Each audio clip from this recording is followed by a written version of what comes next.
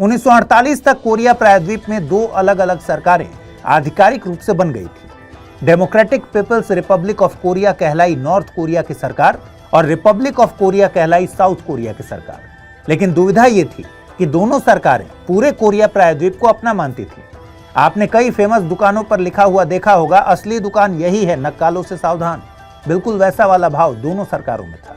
बस यही भाव एक ऐसी घटना की पृष्ठभूमि बन गया जिसे मानव इतिहास कभी न भुला पाया है और न भुला पाएगा।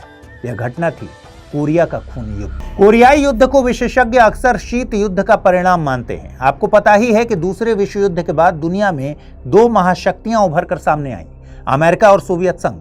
और ये दोनों विचारधारा की लड़ाई लड़ रहे थे, पूंजीवाद बनाम समाजवाद। दूसरे विश्व युद्ध के बाद से ही पूंजीवादी संयुक्त राज्य अमेरिका और साम्यवादी सोवियत संघ के बीच तनाव चल रहा था, क्योंकि दुनिया में इनको और सिर्फ इनको चाहिए था वर्चस्व।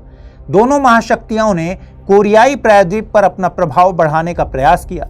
नॉर्थ कोरिया सोवियत संघ के प्रभाव में था, जबकि साउथ अमेरिका के समर्थन पर निर्भर था। और दोनों में ये दिल मांगे मोर वाली भावना उमड़ उमड़ कर सामने आने लगी थी। दोनों को पूरा कोरिया चाहिए था, बस चिंगारी भड़कने की देर थी। अब जैसे ही शीत युद्ध शुरू हुआ, दोनों देशों के बीच पहले से मौजूद तनाव और गहरा गया।